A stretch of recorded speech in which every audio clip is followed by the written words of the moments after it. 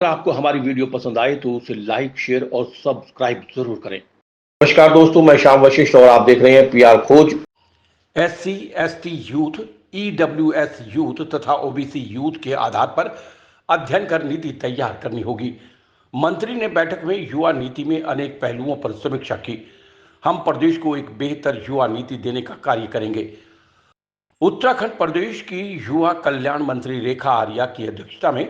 विभागीय अधिकारियों के साथ प्रदेश में युवा नीति के संबंध में बैठक आयोजित की गई। उन्होंने कहा कि युवा नीति में अनेक पहलुओं पर समीक्षा की गई है, जिसमें युवाओं से संवाद के आधार पर युवा नीति के प्रस्ताव को तैयार करने हेतु अधिकारियों को निर्देशित किया गया है। मंत्री ने अधिकारियों को निर्देशित करते हुए कहा कि हमें युवा नीति को अनेक पहलुओं जैसे मेल यूथ, फीमेल यूथ, सीमावर्ती यूथ, आपदाग्रस्त क्षेत्रों के youth, SC, ST youth, EWS youth और OBC यूथ के आधार पर अध्ययन कर नीति तैयार करनी होगी, जिसमें उनकी आवश्यकताओं, ज़रूरतों, चुनौतियों और महत्वपूर्ण सुझावों को शामिल कर युवाओं की भावनाओं के अनुरूप नीति बनाई जा सके। मंत्री ने कहा कि नियोजन विभाग तथा युवा कल्याण विभाग के समन्वय से हम प्रदेश को एक बेहतर युवा नीति देने का कार्य करेंगे। देखिए, आज प्रदेश के हमारे जो युवा हैं उनके संदर्भ में हमको उनकी आकांक्षाओं को जानना है, उनकी ज़रूरतों को जानना है, उनकी चुनौतियों को जानना है। तो उसके लिए निश्चित रूप से हमको और अध्ययन करने की आवश्यकता है, ऐसा मुझे प्रतीत भी होता है। और निश्चित रूप से आज के इस बैठक में इस बात की समीक्षा भी की गई है कि हम लोगों ने जो यूथ पॉलिसी कमीशन डिपार्टमेंट ने बनाई है या नियोजन डिपार्टमेंट ने जो बनाई है, उसमें यूथ चाहे वो हमारे पहाड़ के हों, चाहे हमारे सीमावर्ती हों, चाहे हमारे आपदाग्रस्त क्षेत्रों से आते हों, और चाहे हमारे मैदानी क्षेत्र के हमारे यूथ हैं, तो उनसे कितना आप लोगों का संवाद रहा है, इसकी भी आज समीक्षा की गई है। तो अभी भी मुझे ऐसा लगा कि हमारी जो यूथ पॉलिसी जो डिपार्टमेंट की ओर से और नियोजन विभाग की ओर से जो अभी ड्राफ्ट हुई है, उसमें भी बहुत सारी चीज़ें हैं जो कि अभी अध्ययन करने की आवश्यकता है, लोगों की, युवाओं की भावनाओं को जानने की आवश्यकता है,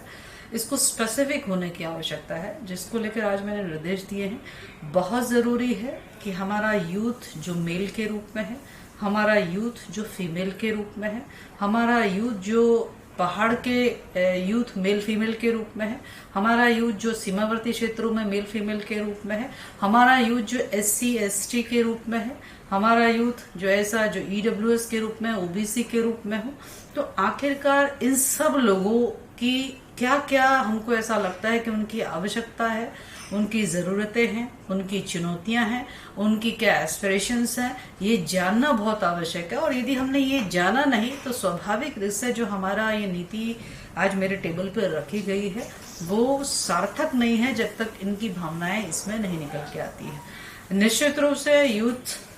पॉलिसी में जो कुछ भी ड्राफ्ट वर्तमान में मेरे टेबल किया गया है, उसमें उनके एम्प्लॉयमेंट से संदर्भित है, उनके अलाउंसेस से संदर्भित विषय है, और उनके हेल्थ से संदर्भित विषय है, लेकिन स्पेसिफिक नहीं है। यूथ का मतलब उन मेल फीमेल को एक जैसा ही देखते हुए एक यूथ के रूप में कंसिडर किया गया है, जो मुझे लगता है कि थोड़ा सा हमको स्पेसिफिक होने की आवश्यकता है, जिसको लेकर नियोजन विभाग को भी डायरेक्शंस दिए हैं और जिसको लेकर जो है हमारे विभाग के अधिकारियों को भी आज डायरेक्शंस दिया है। और 12 जनवरी हम लोगों ने ये मन विचार बनाया है कि जिस दिन हमारा युवा दिवस होता है उस दिन यूथ पॉलिसी को हम लोग धरातल पर उतारेंगे, और हमारी ये पूरी कोशिश होगी कि हर यूथ की भावना जो है इस यूथ पॉलिसी में निकल कर आए। और यूथ पॉलिसी में हमारी खासकर जो हमारी युवा बालिकाएं हैं, युवा युवतियां हैं, उनको लेकर भी हम लोग थोड़ा सा और स्पेसिफिक हों, वो भावना भी उसमें निकल कर आए, इसके निर्देश दिए हैं। मैं उम्मीद करती हूँ कि बहुत हमारी जल्द से जल्द कोशिश है, चाहे वो हम ऑनलाइन वे में करें, चाहे हम इसे प्रैक्टिकल या हम जो है प्रत्यक्ष रूप से बुलाकर करें, हर प्रकार के दरवाजे जो है इसमें खुले हैं। और उनकी जो हमारे क्वेश्चनर्स हैं वो भी हम लोगों ने तैयार करने के निर्देश दिए कि भाई क्वेश्चनर्स तैयार हो जाए, ताकि और अच्छे से उनके मन को टटोला जा सके और उनकी भावनाओं के अनुरूप जो है युवा नीति बन पाए। तो इसके निर्देश आज निर्गत कर दिए हैं। एक साथ में और एक और बात यहाँ पे मैं कहना चाहूंगी कि हमारे यूथ को,